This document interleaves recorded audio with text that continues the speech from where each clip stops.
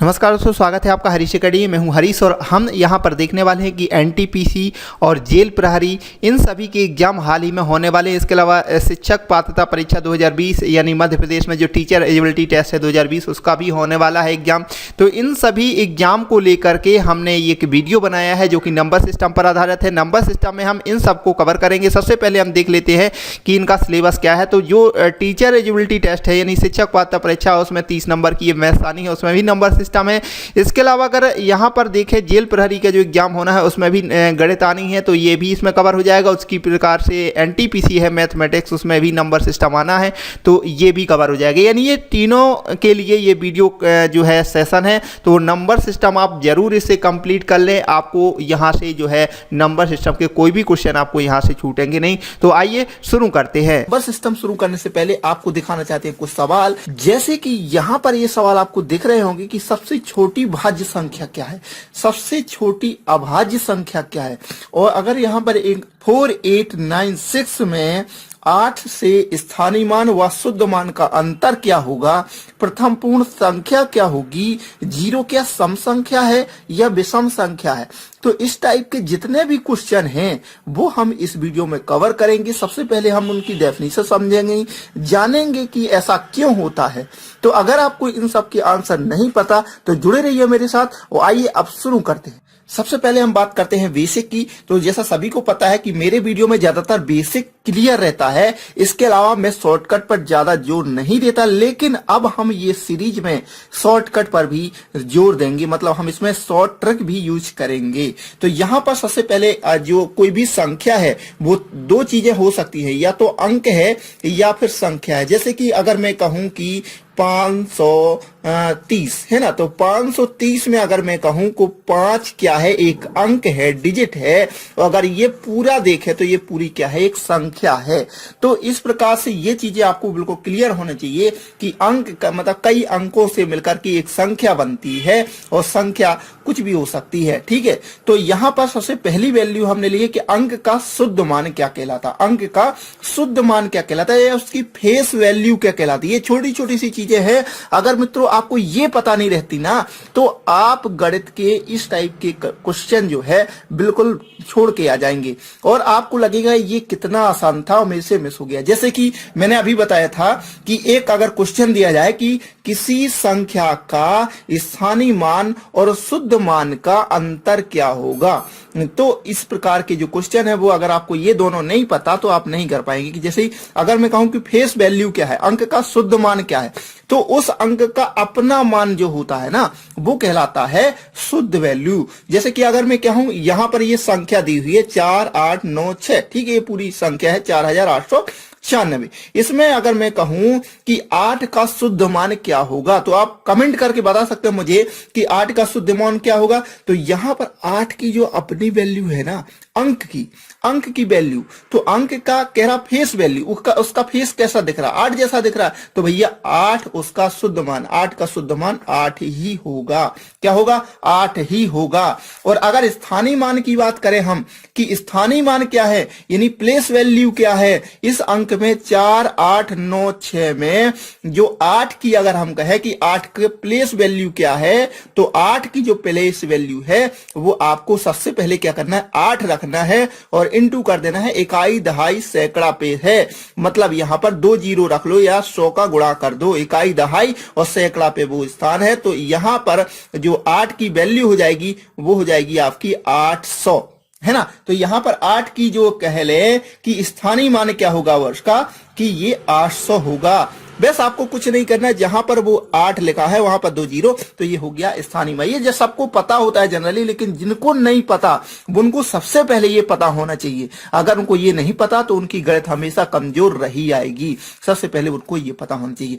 तो आइए जल्दी जल्दी से हम इसको रिवाइज कर लेते हैं। हमारा टारगेट ये नहीं था, लेकिन हम इससे पहले आपको अगर ये नहीं पता तो इससे आगे हम पढ़ भी नहीं सकते, इसलिए सबसे पहले ये जरूरी है। प्राकृतिक संख्या किसे कहते हैं, तो ये सबकी पता होती है कि नेचुरल नंबर क्या कहलाते हैं, प्राकृतिक, जैसा कि नाम से स्पष्ट हो जाता है कि भैया प्रकृति ने, अगर जहां से आप गिनना शुरू कर दे 1 2 3 4, तो एक कहां से गिनना शुरू किया आपने, स्टार्ट कहां से हुई, उंगली से आप कहां से बता सकते हैं, 1 2 3 4, तो 1 से गिनना प्रारंभ करते हैं तो प्राकृत संख्या कहलाती है 1 2 3 4 ऐसे, और आप जा सकते हैं इनफिनाइट तक, तो ये कहलाती है आपकी प्राकृतिक संख्या। ठीक है ना।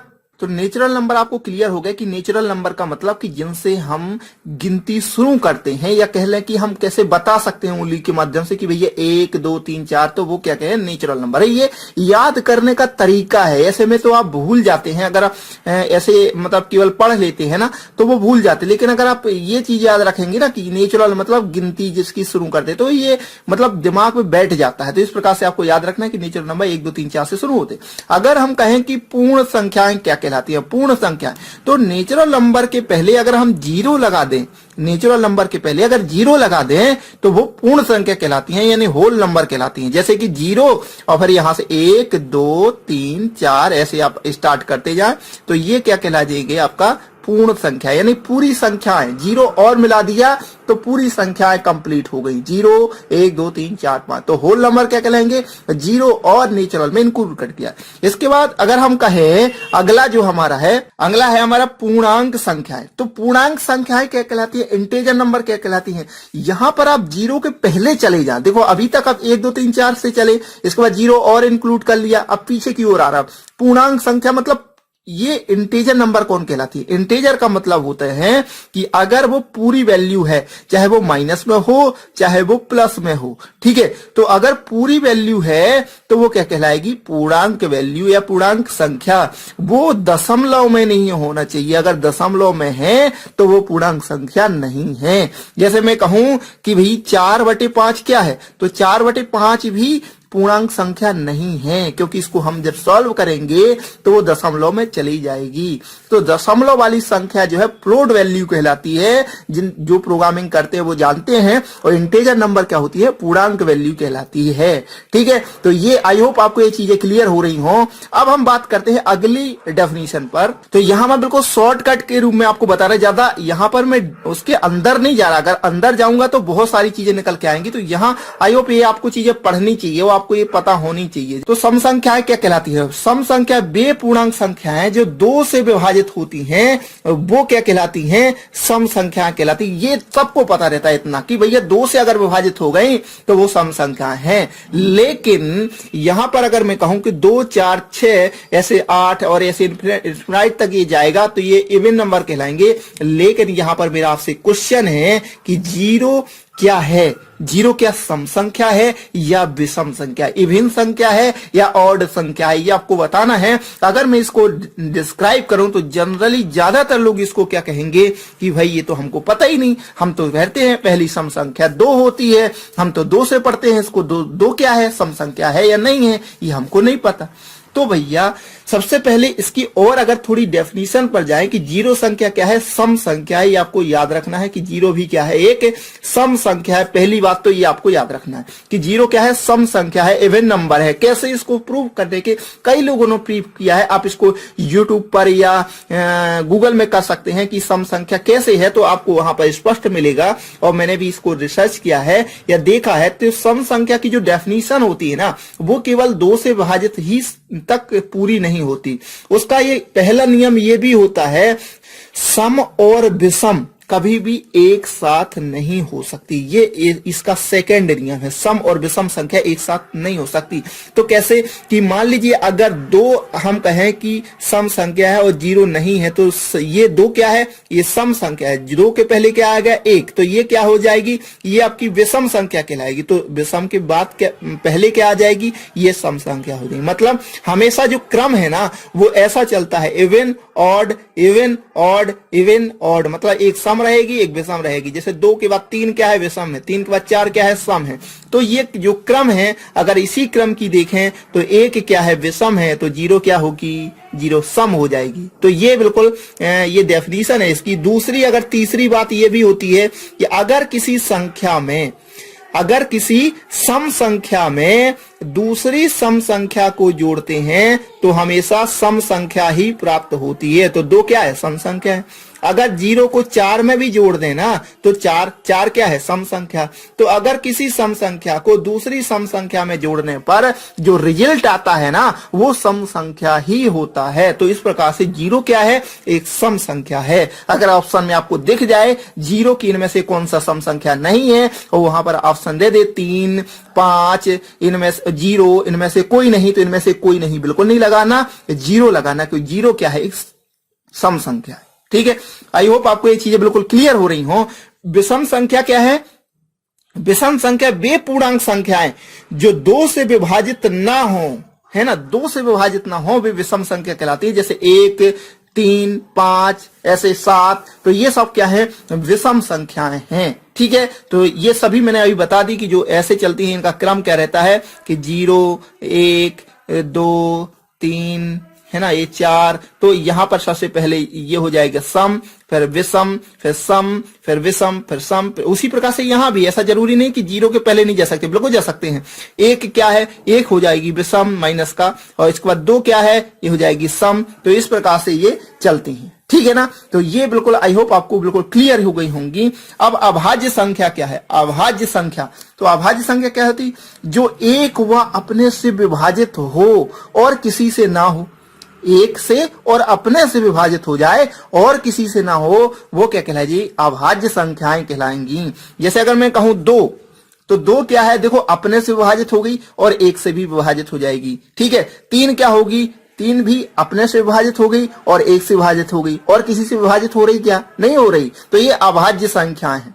तो भाई भाज्य क्या कहलाती हैं, भाज्य सीधी सी बात है, जो एक और अपने के अलावा तीसरी संख्या से विभाजित हो जाए तो वो क्या कहलाई जाएगी, भाज्य संख्या है। जैसे कि 4 अगर हम कहें, तो 4 को अगर हम देखें तो 4 पहली बात तो अपने आप से भी डिवाइड हो जाएगी, 4 से भाग दे देंगे तो 1 बार जाएगा। ठीक है, इसके अलावा 1 से भी भाग दे देंगे तो 4 बार जाएगा। इसके अलावा 2 से भी भाग जाएगा तो 2 दूनी 4, तो ये 2 बार जाएगा। तो तीसरी संख्या से भी विभाजित हो गई तो वो क्या कहलाएगी, भाज्य संख्या कहलाई जाएगी। अगर हम कहें कि सबसे छोटी भाज्य संख्या क्या है, तो 4 है। याद रखना, ये कई बार एग्जाम में पूछा गया है कि सबसे छोटी भाज्य संख्या क्या है, इनमें से क्या है, तो वहां पर ऑप्शन दिए रहेंगे 2। तो सबसे पहले जो अगर आपको नहीं पता तो आप 2 पर ही टिक करेंगे और चले आएंगे। तो सबसे पहली भाज्य संख्या 4 है, ना कि 2। ठीक है, तो ये आपको बिल्कुल याद रखना है, आपको दिमाग में रखना है ये डेफिनेशन। और मैं इसका जो पीडीएफ है वो भी बना के रख दूंगा, और आपको इसकी टेस्ट सीरीज अगले वीडियो में मैं लगाऊंगा। अभी अभी आगे और भी चीजें हैं, मैं अभी वो बताने वाला हूं आपको। जैसे कि ये अगली चीज है परिमेय वाली, कि परिमेय संख्याएं क्या है। तो जनरली सब लोग यही जानते हैं, जो संख्याएं P/Q के रूप में लिखी जाती हैं वो परिमेय संख्या कहलाती है या कंपोजिट नंबर कहलाती हैं। अब यहां पर जैसे कि इसमें एक चीज और रहती है कि जो उसका हर कभी भी 0 नहीं होता, यानी 5/0 है ये कभी भी परिमेय संख्या नहीं कहलाएगी। तो ये बहुत बार एग्जाम में पूछा जाता है, ऑप्शन दे देंगे कि 5 3/2, है ना, इसके अलावा इनमें से कोई नहीं, और सी ऑप्शन दे देंगे 5/0। तो इनमें से कौन सा परिमेय संख्या नहीं है, तो परिमेय संख्या इनमें से क्या नहीं है, ये नहीं है, मतलब 0 कभी भी हर के रूप में नहीं हो सकता। ये तो पहली डेफिनेशन है। ठीक है ना, इसके अलावा और कौन कौन सी परिमेय संख्या कहलाती हैं, तो परिमेय संख्या अगर हम कहें तो भैया अगर 10/3 लिखा जाता है तो कि इसका जो आउटपुट क्या आएगा, 3 त्रिका 9, मतलब 3 त्रिका 9 और 3 त्रिका 9 और 3 त्रिका 9, मतलब इसमें ऊपर बार लग जाता है। तो ये वाली संख्याएं भी अगर ऐसे कभी दिए जाए तो ये भी क्या है, परिमेय संख्या है, क्योंकि ये किससे बनी है, ये इससे बनी है, इसलिए परिमेय संख्या है। मतलब ये जिसका भाग बार बार जाता रहे उसको भी परिमेय संख्या कहते हैं। तो ये भी ध्यान रखना। इसके अलावा और क्या परिमेय संख्या है, परिमेय संख्या अगर मैं कहूं कि 3/9 है तो क्या ये परिमेय संख्या है, तो इसमें से कई लोग हो सकता है कह दें कि ये परिमेय संख्या नहीं, जबकि ये परिमेय संख्या है। कैसे, कि क्योंकि इसको जब हम सॉल्व करेंगे तो 3 त्रिका 9 का क्या हो जाएगा 3, तो 3 त्रिका 9, इसका आंसर क्या हो जाएगा 9, और 9/1 लिख सकते हैं, मतलब 9/1 लिख सकते हैं। तो ये क्या है, परिमेय संख्या है। ठीक है ना, तो इसको सॉल्व करना पड़ता है, बिना आप सॉल्व किए नहीं लिख सकते। लेकिन अगर मैं कहूं कि √3 क्या है, परिमेय संख्या है या अपरिमेय, तो ये परिमेय नहीं है, ये क्या है, अपरिमेय संख्या है। क्योंकि इसको आप रूट के अंदर है और इसको आप सॉल्व नहीं कर सकते, तो ये क्या हो जाएगी, रूट के अंदर 3 है तो वो क्या कह जाएगी, अपरिमेय संख्या। ठीक है ना। कंपोजिट नंबर कौन सी है, ये बाकी सब, लेकिन रूट 3 क्या है, इरेशनल नंबर कहलाएगी। ठीक है ना। कौन सी, रूट 3। और कौन कौन सी, जैसे अगर मैं कहूं कि अंडर रूट 45, ठीक है, बटे 3 अंडर रूट 5, ये क्या परिमेय संख्या है या नहीं। तो आप इसको कैसे करेंगे, सबसे पहले आपको इसको सॉल्व करना पड़ेगा, और सॉल्व करेंगे तो 15 3 45 के गुणनखंड क्या बनेंगे, 3 गुणे 3 गुणे 5, तो ये आ जाएगा आपका ऊपर, और नीचे क्या रहेगा, 3 रूट 5। तो इसको अगर हम सॉल्व करेंगे तो 3 यहां से बाहर आ जाएगा, तो 3 रूट 5 और बटे 3 रूट 5, तो ये कट जाएगा, यानी बचेगा आपका 1। तो 1 क्या है, 1 भैया परिमेय संख्या है, यानी कंपोजिट नंबर है। तो ये इस टाइप से भी क्वेश्चन पूछे जाते हैं, तो बिल्कुल आपको ये ध्यान रखना है। मैं आपको यहां पर क्वेश्चन ही करवा रहा हूं कह लो, मतलब अगर ये ऑप्शन में आ जाए तो आपको किस पे टिक करना है, ये मैं यहां पर आपको सिखा रहा हूं। ठीक है ना। इसके बाद अगर हम कहें कि अपरिमेय संख्या कौन सी है, तो अपरिमेय संख्या भी मैंने बता दी है कि अगर रूट 3 है तो वो अपरिमेय संख्या है, रूट 5 है तो ये अपरिमेय संख्या है। इसके अलावा अगर मैं कहूं कि रूट 6 है तो आप कहोगे इसका तो सॉल्व हो जाएगा, तो क्या होगा भैया, इसका हो जाएगा रूट के अंदर 3 दूनी 6, तो कोई बाहर निकल ही नहीं रहा, तो कोई बाहर नहीं निकल रहा, मतलब वो क्या है, अपरिमेय संख्या है। इसके अलावा अगर मैं कहूं पाई, तो पाई क्या है, तो पाई क्या है, अपरिमेय संख्या है। लेकिन अगर पाई का मान कहें, पाई का मान 22/7, तो ये 22/7 क्या है, 22/7 परिमेय संख्या है। लेकिन अगर पाई कहा जाए तो पाई क्या है, अपरिमेय है, लेकिन पाई का मान परिमेय है। ठीक है ना। ये दोनों चीजें बिल्कुल क्लियर रखना। इसके अलावा कुछ भी कोई भी सिंबल है, जैसे कि अगर मैं कहूं ये 5, तो ये 5 भी क्या है, अपरिमेय संख्या है, तो ये बिल्कुल आपको ध्यान रखना है। और अगर मैं कहूं वास्तविक संख्याएं क्या कहलाती है, रियल वैल्यू क्या कहलाती हैं, तो परिमेय प्लस अपरिमेय, जितनी भी ऐसी संख्याएं जिनको हम प्रदर्शित कर सकते हैं, जिनका वास्तव में कोई मीनिंग है, वो वास्तविक संख्याएं कहलाती हैं। तो परिमेय और अपरिमेय दोनों को अगर मिला दिया जाए तो वो वास्तविक संख्याएं कहलाएंगी। और ये बिल्कुल आपको दिमाग में बिठा लेना है कि जिनको हम प्रदर्शित कर सकते हैं या जिनकी कोई वैल्यू होती है, जिनका अस्तित्व होता है, वो परिमेय संख्या है, वो वास्तविक संख्याएं हैं, और यानी रियल वैल्यू है, रियल नंबर है। और अवास्तविक यानी आभासी, अवास्तविक मतलब आभासी, जिनकी केवल कल्पना कर सकते हैं, जैसे कि मैं कहूं कि -5 रूट के अंदर, तो ये क्या है, ये कोई वैल्यू नहीं होती, इसको हम प्रदर्शित नहीं कर सकते, ये आभासी वैल्यू है, यानी अवास्तविक संख्याएं हैं, तो ये अवास्तविक संख्याएं। ठीक है ना। तो इस प्रकार से ये चीजें आपको आई होप समझ में आई होंगी। अब हम थोड़ी सी और आगे चलते हैं, तो असहभाज्य संख्याएं या सह अभाज्य संख्याएं यानी को प्राइम नंबर किन्हें कहते हैं, तो वे संख्याएं जिनका HCF 1 होता है, या हम कह लें कि 2 या 2 से अधिक ऐसी संख्याएं जिनका गुणनखंड, जिनमें कोई कॉमन नहीं रहता, जिनमें कोई कॉमन नहीं रहता है, कोई उभयनिष्ठ गुणनखंड नहीं रहता। जैसे अगर हम कहें कि 5 और यहां पर लिख दें 7, तो इसमें क्या उभयनिष्ठ गुणनखंड क्या बनेगा, मैं इनको अगर HCF कहूं तो HCF 1 ही आएगा ना। तो ऐसी संख्याएं 2 या 2 से अधिक संख्याएं, यहां पर मैं दूसरी वैल्यू भी रख सकता हूं, यहां पर मैं 11 रख दूं, तो ऐसी संख्याएं जिनका HCF 1 होता है वो क्या कहलाता है, वो कहलाती हैं सह अभाज्य संख्याएं या को प्राइम नंबर। तो ये भी आपको थोड़ी सी डेफिनेशन इसकी दिमाग में रखना है। ठीक है। और सबसे इंपॉर्टेंट, इससे कई रीजनिंग में भी क्वेश्चन पूछे जाते हैं कि आरोही क्रम और अवरोही क्रम, तो कई बच्चे यहीं पे कंफ्यूज हो जाते हैं कि आरोही क्या कहलाता है भाई और अवरोही क्या कहलाते हैं, यानी असेंडिंग ऑर्डर और डिसेंडिंग ऑर्डर क्या कहलाती हैं। तो सीधी सी बात है आप मित्रों यहां पर याद रखना कि बड़ा आ है मतलब उसको बढ़ते क्रम में लिखना है, बड़ा आ यानी बढ़ते क्रम में ही लिखना है। तो ये आरोही का मतलब होता है बढ़ना, यानी बढ़ते क्रम, क्या होता है, बढ़ते क्रम में लिखना है इसको।